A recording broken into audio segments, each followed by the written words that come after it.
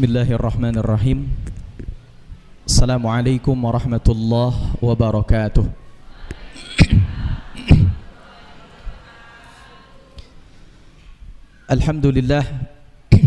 Alhamdulillahilladzi arsala rasulahu bil huda wa dinil haqqi liyudhhirahu 'ala ad-dini kullihi wa kafa billahi shahida asyhadu an la ilaha illallah wahdahu la syarika lah wa asyhadu anna Muhammadan 'abduhu wa rasuluhu la nabiyya ba'dah. Allahumma salli wa sallim wa barik ala nabiyyina Muhammadin wa ala alihi wa sahbihi ajma'in. Amsayna ala fitratil Islam wa kalimatil ikhlas wa ala dini nabiyyina Muhammadin sallallahu alaihi wasallam wa ala millati abina Ibrahim hanifa wa ma kana minal musyrikin, amma ba'du. Bapak Ibu yang dimuliakan Allah, kabarnya sehat semuanya? Semoga Allah selalu berikan kesehatan dan keberkahan untuk kita semuanya. Alhamdulillah di sore hari ini kita masih bisa bertatap muka, bermuajahah dalam rangka sama-sama belajar. Kenapa?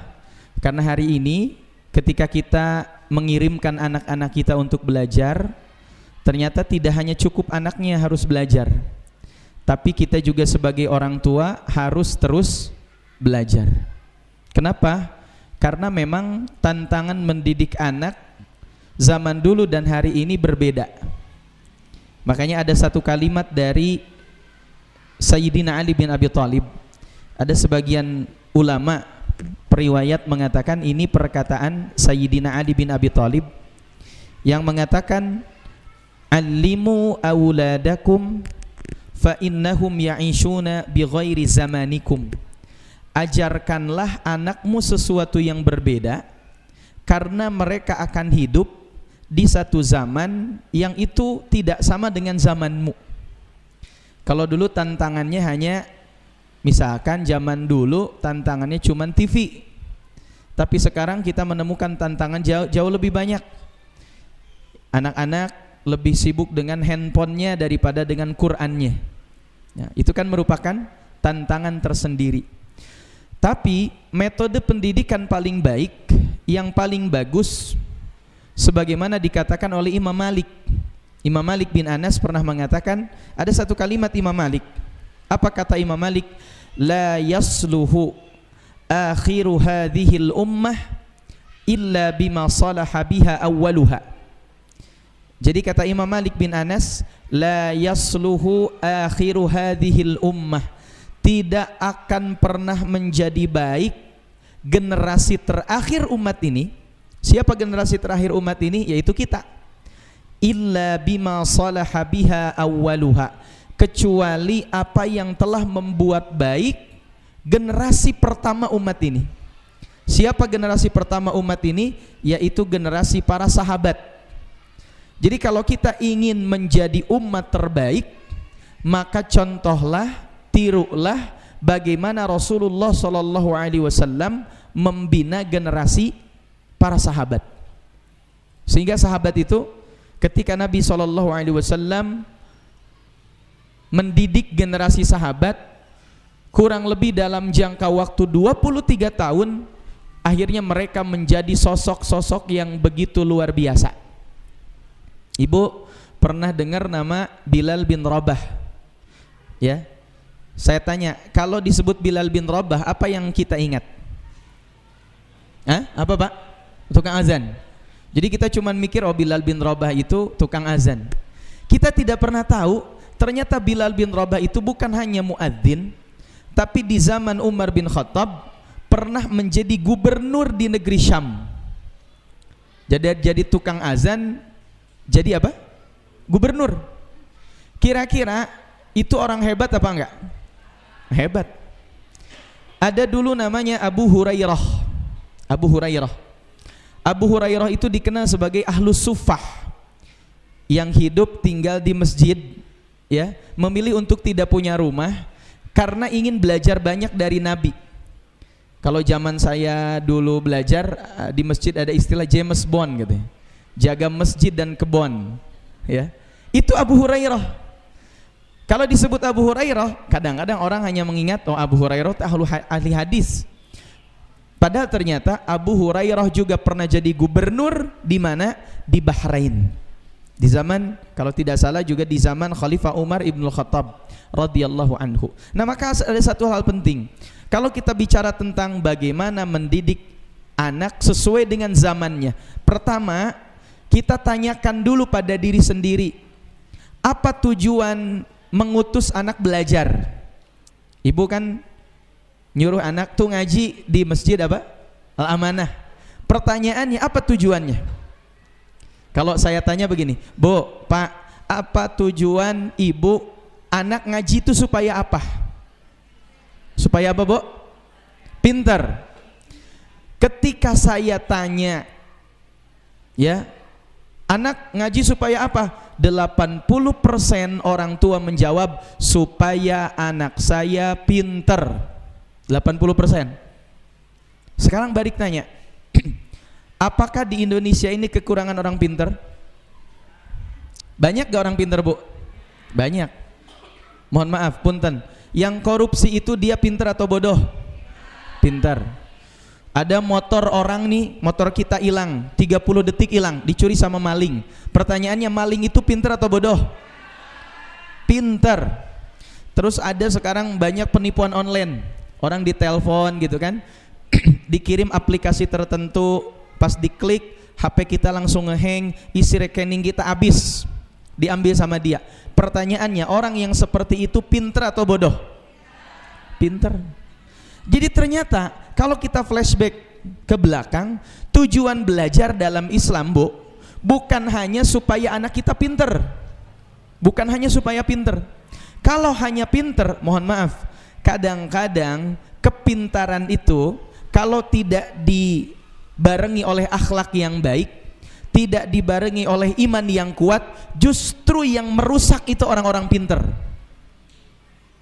Makanya disebutkan dalam sebuah hadis, Nabi SAW menyampaikan apa? Afatud dini thalathah. Kata Nabi, rusaknya agama disebabkan oleh 3 orang. Agama ini rusak disebabkan oleh tiga orang.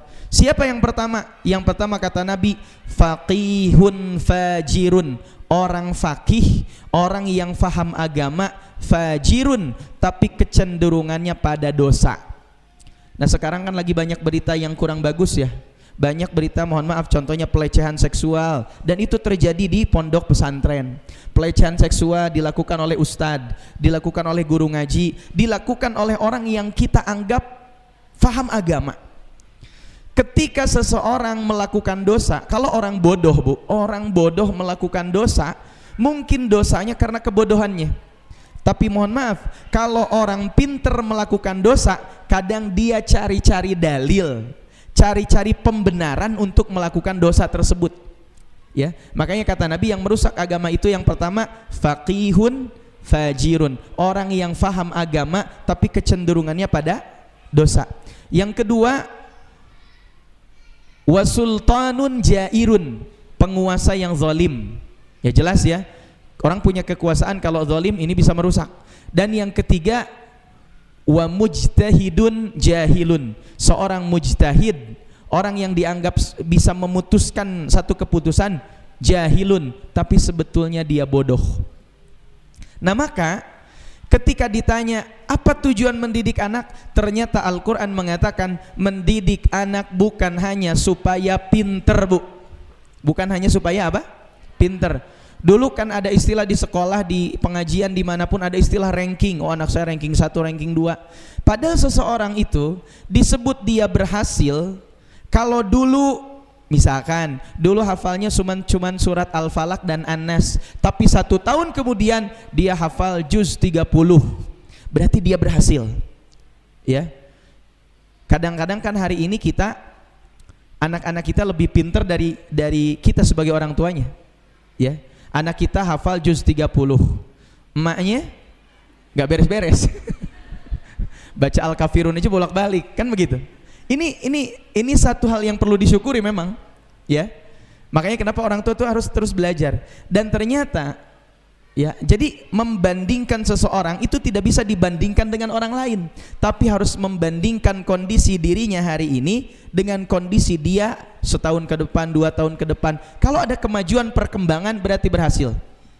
Nah, sekarang pertanyaannya kan begini, Ustadz, kan tadi kata Ustadz, sekolah atau belajar atau ngaji itu bukan hanya supaya pinter, betul. Terus supaya apa? Ibu, Allah jawab di dalam Al-Quran. Tujuan belajar itu Allah sampaikan di dalam Al-Quran di surah Al-Jumu'ah ayat kedua. Surah Al-Jumu'ah ayat kedua. A'udzu billahi minasy syaithanir rajim. Huwallazi ba'atsa fil ummiyina rasulan minhum yatlu 'alaihim ayatihi wa yuzakkihim wa yu'allimuhumul kitaba wal hikmah wa in kanu min qablu lafi dhalalin mubin. Tahu artinya Ibu? Enggak tahu, alhamdulillah ya. Kalau tahu bisa jadi ustazah. Apa kata Allah? Huwallazi, dialah Allah, alladzi ba'atsa fil ummiyin, yang telah mengutus kepada kaum yang ummi. Kaum yang ummi adalah la yaqra'u wa la yaktubu, mereka yang belum bisa baca, belum bisa nulis. Apa yang dilakukan oleh Nabi kepada bangsa Arab? Apa yang dilakukan oleh Nabi kepada orang, pada para sahabatnya supaya bisa menemukan dirinya? Pertama kata Allah, yatlu 'alaihim ayatih, satu, membacakan ayat-ayat Allah. Ayat-ayat Allah itu dua, ayat-ayat qauliyah yaitu di dalam Al-Quran, makanya anak-anak kita belajar Al-Quran dari mulai alif, ba, ta dan seterusnya. Dan yang kedua ayat-ayat kauniyah, Nabi membacakan dulu. Dan yang kedua, ini yang paling penting, ini salah satu hal yang paling penting. Setelah Allah mengatakan yatlu 'alaihim ayati, berikutnya Allah mengatakan wa yuzakkihim, mensucikan, membersihkan jiwa. Maka tanda anak kita ngajinya berhasil, sekolahnya berhasil, belajarnya berhasil, apa tandanya? Hatinya, jiwanya makin bersih. Tadi Ustadz sampaikan, dievaluasi sholatnya. Jadi kalau pulang ngaji yang ditanya bukan hanya, walaupun ini penting, bukan hanya hafalan sampai surat apa, itu penting, betul. Tapi ada yang jauh lebih penting, yaitu kita lihat sesudah ngaji gimana sholatnya. Apakah sholatnya makin rajin? Apakah berbakti kepada orang tuanya makin luar biasa? Itu bukti keberhasilan. Jadi bukan hanya sekedar sesuatu yang bisa dinilai dengan angka, bukan. Tapi yang jauh lebih penting, seseorang, anak-anak kita berhasil ketika hatinya, imannya, akhlaknya makin baik. Makanya Ibu, kalau hati seseorang itu bersih, pasti ilmu apapun akan mudah masuk. Pernah ada satu riwayat, Imam Syafi'i jalan di pasar, tidak sengaja lihat betis nenek-nenek. Yang dilihat Imam Syafi'i betis apa? Nenek-nenek. Apa yang terjadi? Hafalan Imam Syafi'i hilang. Kata bapak-bapak, Ustadz, saya lihat betis nenek-nenek, kadang lihat betis gadis di pasar, tapi kok hafalan saya gak hilang Ustadz? Masalahnya bapak gak punya hafalan, cuman pas ngafal jadi susah, ya kan? Kenapa kita, Ustadz, kok saya ngapal tuh susah ya? Jangan-jangan dosa kita banyak. Tapi kalau kayak Imam Syafi'i hafalannya banyak. Imam Syafi'i itu Bu, sekali baca langsung hafal. Maka kalau hilang sedikit aja kerasa. Dengan apa Imam Syafi'i itu hilang? Karena pernah melakukan dosa dan itu tidak sengaja. Sampai kemudian datang kepada gurunya, namanya Imam Waqi bin Al-Jarrah. Apa kata Imam Syafi'i? Syakautu ila waqi'in su'a hifdhi, aku curhat sama guruku Imam Waqi karena buruknya hafalanku. Apa jawaban Imam Waqi? Fa arsyadani an atrukal ma'asi, maka Imam Waqi, kata Imam Syafi'i, memberikan nasihat kepadaku agar aku ninggalin maksiat. Kenapa? Li'annal ilma nurun, karena sesungguhnya ilmu itu cahaya, wa nurullahi la yuhda ilal asi, dan cahaya Allah gak akan masuk kepada orang yang bermaksiat. Jadi ternyata tujuan utama belajar bukan hanya supaya apa tadi? Pintar, tapi supaya apa, Bu? Hatinya bersih. Karena ibu coba, insya Allah kalau anak kita hatinya bersih, ilmu apapun akan mudah masuk. Ada Ustaz, si Anu gak pernah sholat, jauh dari Allah, tapi pinter. Betul, bisa jadi ada orang seperti itu. Tapi demi Allah, orang yang seperti itu ilmunya tidak akan pernah berkah. Coba saya tanya, Bu, zaman dulu, zaman sekolah kan ada istilah ranking ya. Pertanyaannya, apakah semua ranking 1 yang dulu di sekolah hari ini dia berhasil? Belum tentu. Belum tentu. Ya, ternyata yang menentukan seseorang berhasil atau tidak, sukses atau tidak, selain takdir tentunya, selain doa tentunya, adalah kebersihan hati. Dan rata-rata orang yang berhasil, sukses, mereka yang akhlaknya, hatinya bersih, terutama sukses dalam hal akhirat. Nah, ibu yang dimuliakan Allah, maka sering ada pertanyaan gini, gimana cara mendidik anak hari ini? Jadi menarik ya, kalau di Indonesia itu kan kadang-kadang menganggap yang namanya belajar itu hanya sekedar ya tadi, sesuatu yang bisa dinilai dari buku. Orang dianggap belajar, atau anak-anak kita dianggap belajar ketika apa? Ketika duduk di kelas, merhatiin guru, sudah merhatiin guru, kemudian nanti ujian dapat nilai 100, udah itu dapat ijazah, maka dianggap oh berarti anak kita berhasil. Tapi kemudian ada satu kondisi di mana anak-anak kita bingung ketika diminta menentukan keputusan. Saya suka survei begini. Ibu kalau anak TK, ibu punya anak TK misalkan, ditanya cita-cita, kira-kira bisa jawab apa enggak anak TK? Anak TK bisa jawab. Kakak, kamu nanti kalau udah gede mau jadi apa? Jawab dia, polisi, tentara, YouTuber, ya, ustadz, pengusaha, bisa jawab. Nanti Bu, setelah anak TK, nanti tanya lagi anak ibu kalau sudah SMA. Kira-kira kalau ditanya, Kak, kamu waktu kecil kan waktu TK pengen jadi polisi, sekarang kira-kira cita-cita kakak mau jadi apa? Kira-kira anak SMA bisa jawab apa enggak? Rata-rata anak SMA kalau ditanya begitu, Bu, mohon maaf, bingung.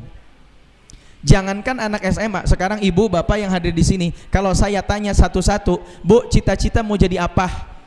Kira-kira ibu bisa jawab apa enggak? Halo, ibu bisa jawab apa enggak? Bisa. Ibu masih yakin enggak dengan cita-citanya? Saya tanya, kalau ditanya ibu cita-cita nih satu-satu, kira-kira bisa jawab atau bingung? Nah, berarti saya sedang berhadapan dengan orang bingung ya. Jadi kalau ditanya, Ustadz habis dari mana? Habis mengisi pengajian ibu-ibu yang sedang bingung. Ternyata makin dewasa, kadang mohon maaf, manusia itu kalau tidak dibimbing oleh ilmu, itu makin bingung loh. Kan usia, makin nambah usia makin bertambah masalah, betul gak? Saya mikir gini dulu, waktu SD pengen jadi anak SMP kan, udah SMP pengen jadi anak SMA, udah SMA pengen kuliah, udah kuliah pengen kerja, udah kerja pengen nikah, udah nikah pengen punya anak, udah punya anak kadang mikir lagi, enak juga ya kalau balik lagi jadi anak SD.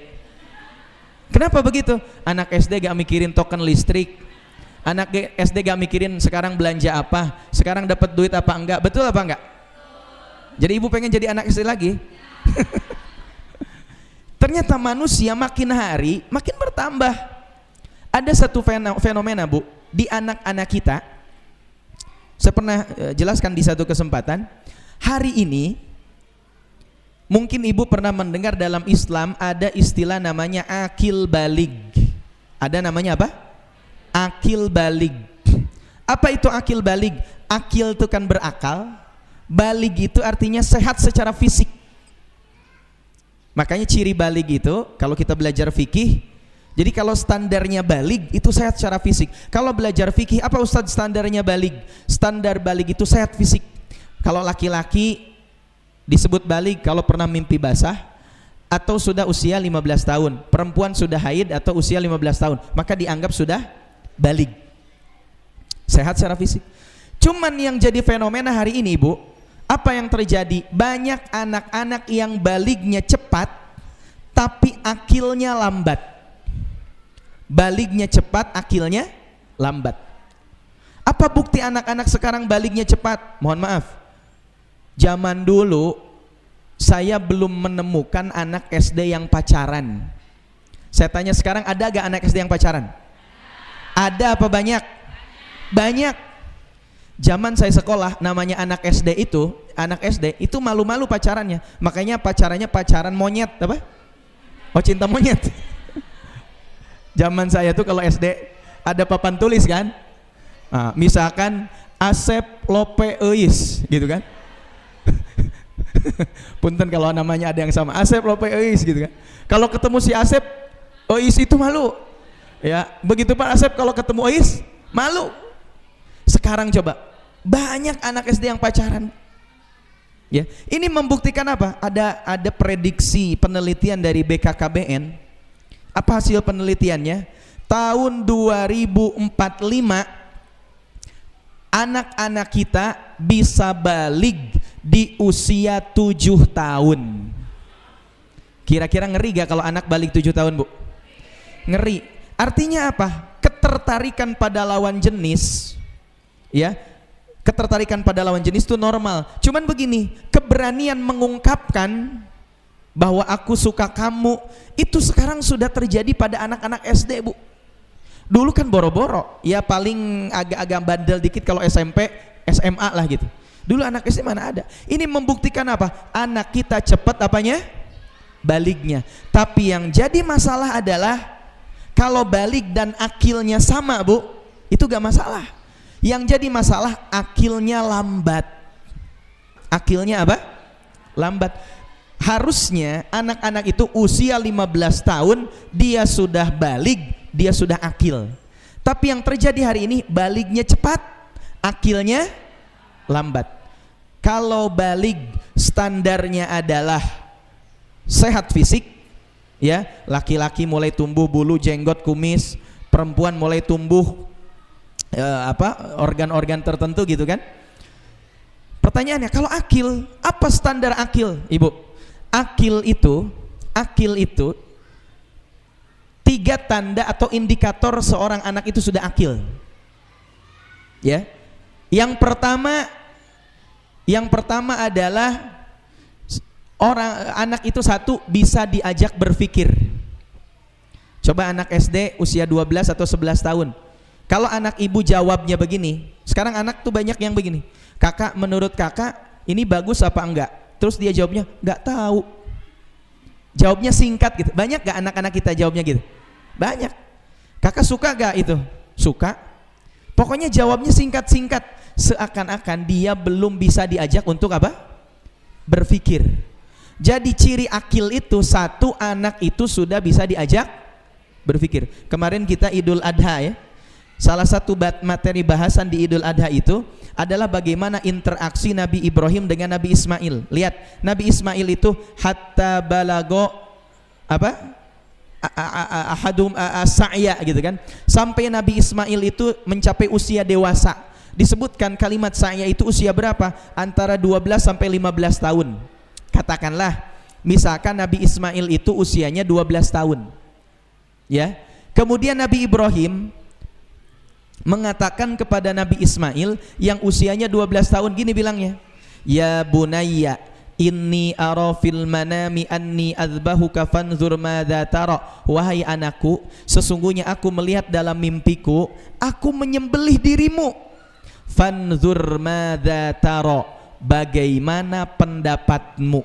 Nanya pendapat kepada anak yang sudah usia di atas 10 tahun, 11, 12, itu berarti ngajak anak untuk apa? Berpikir. Dan salah satu tanda anak itu akil, dia bisa diajak berpikir. Fanzur madza tara, gimana pendapatmu?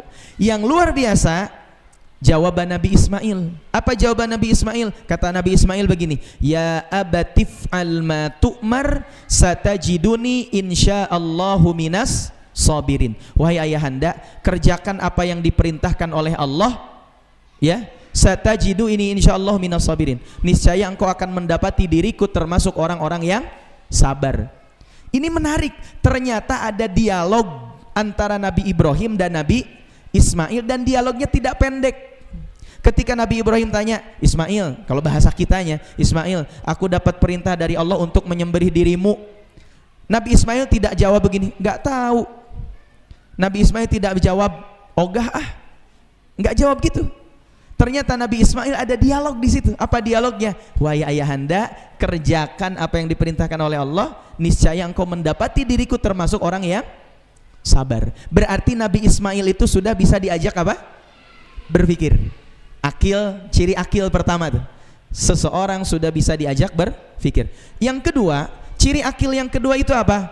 Seorang anak, Bu, kalau menguji anak kita sudah akil apa belum? Yang kedua, indikator yang kedua yaitu apa? Sudah bisa mengambil keputusan. Ya, sudah bisa mengambil keputusan. Teteh, nanti sekolah mau ke SMP ini atau SMP ini? Ya, dia bilang aku pengennya ke SMP ini. Kenapa alasannya? Oh, dia jelasin 1, 2, 3 dan seterusnya. Akhirnya aku memutuskan teteh mau ikut ke SMP ini. Kan sekarang mah enggak. Mau ke SMP mana? SMP ini. Kenapa? Soalnya teman-teman aku banyak di sana. Ya, itu bukan keputusan itu. Jadi yang kedua, banyak hari ini anak itu bingung bagaimana ngambil keputusan. Jangan-jangan anak jangan bukan hanya anaknya kadang-kadang yang sulit ngambil keputusan. Kadang kita orang tuanya pun bingung. Berarti kalau orang tua ini banyak bingung, berarti belum apa, Pak? Bu? Belum akil. Belum akil. Yang ketiga, Bu. Terutama ini di laki-laki. Disebut anak itu akil kalau apa? Kalau dia sudah bisa mencari uang sendiri. Ya. Sudah apa? Mencari uang. Saya tidak menyatakan anak-anak harus bekerja, enggak. Saya tidak katakan dia harus makan dari uangnya sendiri, ininya sendiri, tapi dia harus tahu bagaimana menghasilkan uang. Ya. Pernah ada di satu kampus, itu ada seminar. Apa hasil kesimpulan dari seminar itu? Kesimpulannya begini, anak-anak hari ini akil tadi bukan balik ya, akil di usia 25 tahun. Kata para dosen begini, saya tidak sepakat anak-anak akil di usia 25 tahun. Justru sekarang anak-anak itu akil di usia 27 tahun. Apa buktinya? Buktinya banyak mahasiswa kami sudah S2, S3 tapi masih minta duit sama orang tuanya. Jadi kalau ada anak yang sudah doktor sekalipun, sudah profesor misalkan, tapi masih minta duit sama orang tuanya, berarti dia belum apa? Akil. Ya. Dan ternyata dulu saya mendapati banyak orang yang sekolah SMP, SMA, sampai SMA sekolah orang tua yang ngasih modal. Pas kuliah banyak orang yang sekolah itu zaman dulu tuh itu cari uang sendiri. Tapi sekarang anak kuliah orang tua kita yang nanggung. Bahkan sampai S2 sekalipun udah selesai S1, orang tua bilang mau lanjut S2 nanti bapak mama kasih apa biayanya. Nah, ini fenomena Bapak Ibu. Jadi ada fenomena yang namanya akil balig. Yang balignya lebih cepat, akilnya kemudian lambat. Nah, pertanyaannya gimana supaya ini tidak terjadi, bahkan ya kita mendidik anak kita itu dengan cara terbaik. Ternyata Nabi SAW 14 abad yang lalu ketika tadi mengatakan di Quran wa yuzakkihim, supaya hatinya apa? Bersih, jiwanya bersih. Pertanyaannya sekarang begini, kalau jiwa sudah bersih, hati sudah bersih, Ustaz diisi dengan apa? Ternyata 14 abad yang lalu Nabi SAW menyampaikan, ya, seorang anak itu menjelang usianya balig, yang diisi adalah keimanannya. Ini berdasarkan hadis dari Jundub bin Abdillah. Ada seorang sahabat namanya Jundub bin Abdillah. Apa kata Jundub bin Abdillah? Begini, kunna ma'an nabiyyi sallallahu alaihi wasallam. Kunna adalah kami dulu, ma'an nabiyyi sallallahu alaihi wasallam, selalu bersama dengan Nabi sallallahu alaihi wasallam, wa nahnu fityanun hazawirah, dan kami adalah anak-anak yang usianya menjelang balig. Kalimat fityanun hazawirah kata para ulama adalah anak-anak yang usianya ya 10, 11, 12 tahun. Apa yang diajarkan Nabi pada anak-anak yang usianya 10, 11, 12? Kata Jundub bin Abdillah, fata'allamnal imana qabla an nata'allamal Qur'an. Maka kami mempelajari dulu iman kepada Nabi sebelum kami belajar Al-Qur'an. Ya, jadi para sahabat itu kenapa menjadi generasi yang luar biasa? Sebab para sahabat belajar dulu iman sebelum belajar Al-Quran. Apa bukti para sahabat belajar dulu iman sebelum belajar Al-Quran? Mereka tidak akan melanjutkan hafalannya 10 ayat kepada 10 ayat berikutnya sampai benar-benar mengamalkan. Ustadz, kan pertanyaannya sekarang gini, terus Ustadz gimana mengajarkan iman kepada anak-anak? Satu Bu, ini saya ringkas saja. Mengajarkan iman pada anak-anak itu begini, ketika ibu nyuruh anak buat ngaji, nyuruh anak buat sholat, nyuruh anak buat ke masjid, niatkan dalam hati ibu itu karena iman. Saya suka mendapati orang tua ngeluh begini, Ustadz, anak saya pas TK, SD kelas 1, SD kelas 2, kalau dengar azan ke masjid tuh rajin, ke masjidnya rajin. Tapi sekarang Ustadz udah SMA, ada anak saya yang udah kuliah, jangankan suruh ke masjid Ustadz, suruh sholat aja susah.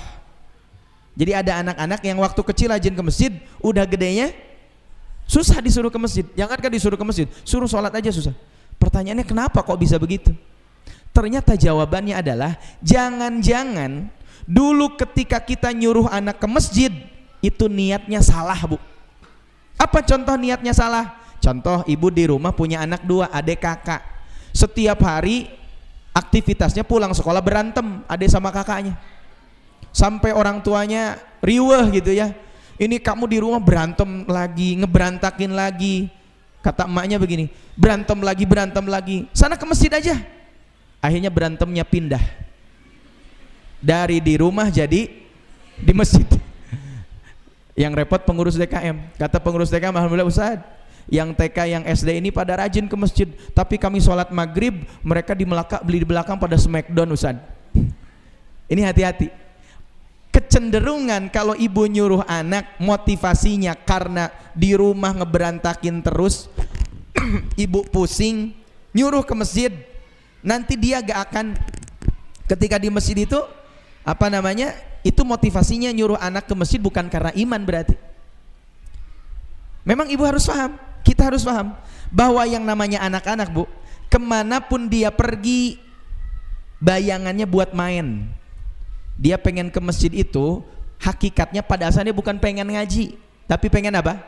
Pengen ketemu teman-temannya, udah itu main. Ke sekolah bukan pengen belajar, tapi pada asalnya ke sekolah dia pengen main ketemu teman-temannya. Bu, niatkan, ini menanamkan iman ya. Menanamkan iman tuh begitu. Niatkan ketika nyuruh anak ke masjid, ketika nyuruh anak ngaji, ketika nyuruh anak sekolah, niatkan dalam hati ya. Nah, niatkan dalam hati karena Allah, sampaikan kepada anak, nak, kamu ke masjid supaya nanti Allah mempermudah hidupmu. Kamu ke masjid supaya Allah nanti memberikan kebaikan kepadamu. Kamu ke masjid, kalau banyak masalah nanti Allah kasih jalan keluar kalau di masjid. Itulah namanya motivasi iman Bu. Saya di satu masjid punya jamaah, usia beliau ini bapak-bapak itu 80 tahun, tapi sudah sakit-sakitan sekarang. Tapi Masya Allah, saya lihat ke masjidnya rajin luar biasa. Akhirnya satu waktu pernah saya ngobrol sama beliau. Saya bilang, Pak, Masya Allah nih rajin ke masjidnya ya. Kata beliau begini, ya Ustadz, saya ini rajin ke masjid ya. Dulu saya ingat kata-kata guru saya. Jadi saya tinggal waktu kecil, kata beliau, saya tinggal di kampung. Ketika di kampung itu kalau masuk bulan puasa, saya suka ikut mandi di sungai. sambil mandi di sungai sambil minum air. Nah, itulah namanya menyelam sambil minum air bulan puasa. Jadi gejebur di sungai, dia minum lok gitu. Itu tiap bulan puasa. Dan tidak ada yang tahu sampai akhirnya ketahuan sama guru ngajinya. Akhirnya yang suka mandi di sungai kemudian minum di bulan puasa dipanggil sama guru ngajinya. Kata beliau begitu. Apa kata guru ngajinya? Kalian yang suka minum air sungai di bulan Ramadan, di bulan puasa, catat, Allah Maha melihat, Allah Maha tahu. Apa kata beliau? Kata-kata guru ngaji saya sampai sekarang usia saya 80 tahun masih saya ingat.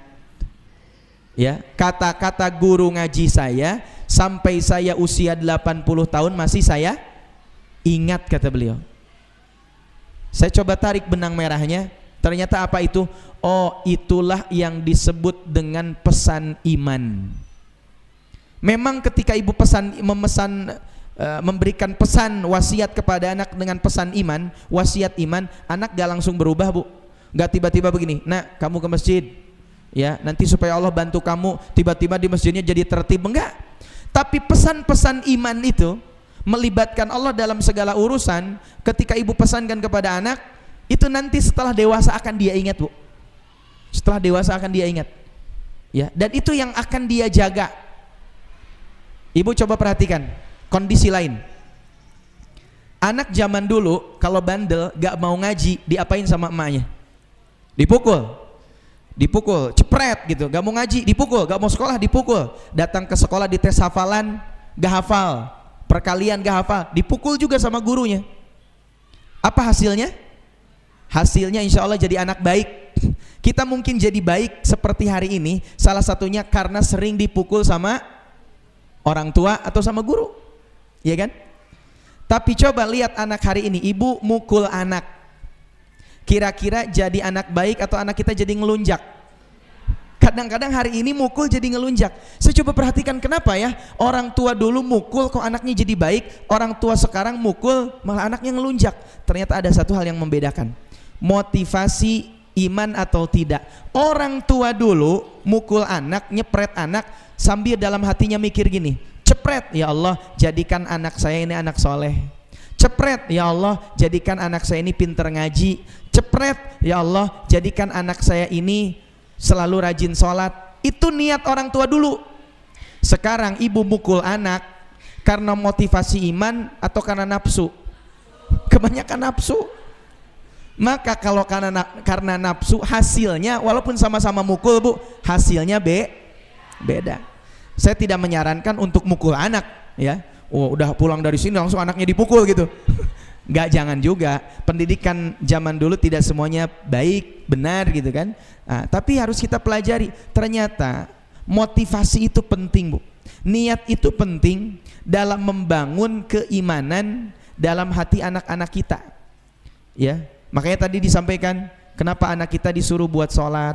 Murru auladakum bis sholati wahum abna'u sab'a sinin wadribuhu wahum asyra sinin.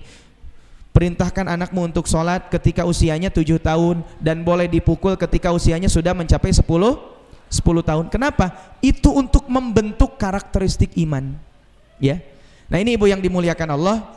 Jadi ketika hati sudah bersih, diisi dengan apa? Diisi dengan iman.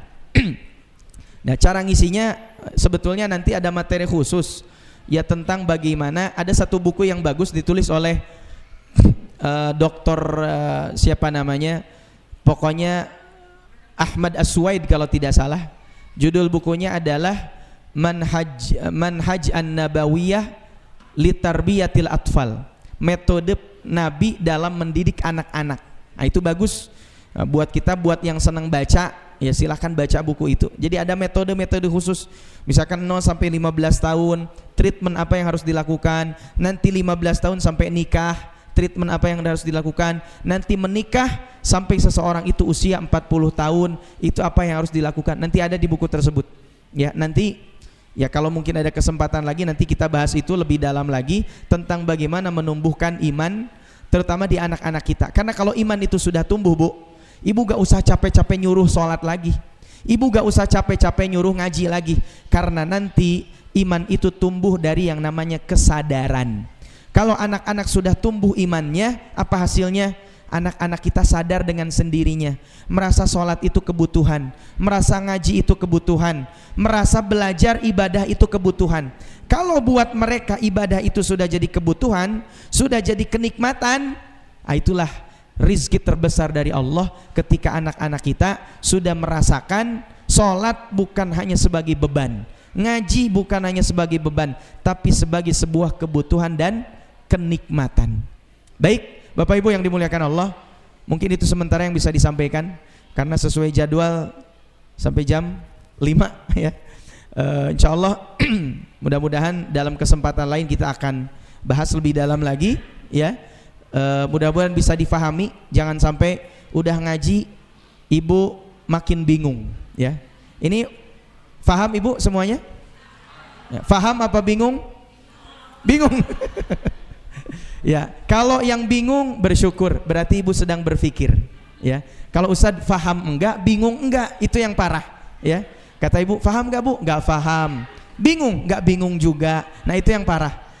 Ustadz belum faham tapi bingung, oh bagus, berarti kita sedang berpikir. Tidak bingung, faham, berarti tinggal dipraktekkan. Insya Allah. Bapak Ibu yang dimuliakan Allah, mungkin itu yang bisa disampaikan di kesempatan sore hari ini. Terakhir kita tutup dengan doa ya. Kita tutup sama-sama dengan doa, khususnya untuk kita dan juga untuk anak-anak kita. Untuk kita, semoga Allah senantiasa berikan kesehatan buat kita. Yang kedua, Allah panjangkan umur kita. Yang ketiga, mudahkan rezeki kita. Yang keempat, lancarkan urusan kita. Yang kelima, keluarga kita dijadikan keluarga yang barokah. Anak-anak kita dijadikan anak-anak yang soleh dan solehah.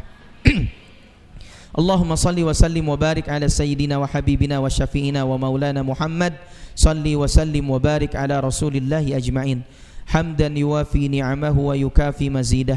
Ya Rabbana lakal hamdu wa lakal syukru kama yanbaghi li jalali wajhikal karim wa azimi sultanik. Rabbighfir lana wa liwalidayna warhamhum kama rabbawna sighara. Allahumma aghnina bil ilmi wa zayyina bil hilmi wa akrimna bit taqwa wa jammilna bil afiyah. Allahumma la sahla illa ma ja'altahu sahla wa anta taj'alul hazna idza syi'ta sahla. Rabbana hab lana min azwajina wa dhurriyyatina qurrata a'yunin waj'alna lil muttaqina imama. Rabbana atmim lana nurana waghfir lana innaka ala kulli syai'in qadir. ربنا لا تزغ قلوبنا بعد إذ هديتنا وهب لنا من لدنك رحمة إنك أنت الوهاب. ربنا تقبل منا إنك أنت السميع العليم وتب علينا إنك أنت التواب الرحيم. ربنا آتنا في الدنيا حسنة وفي الآخرة حسنة وقنا عذاب النار بفضلك سبحان ربك رب العزة عما يصفون وسلام على المرسلين والحمد لله رب العالمين. هدانا الله وإياكم أجمعين. السلام عليكم warahmatullahi wabarakatuh.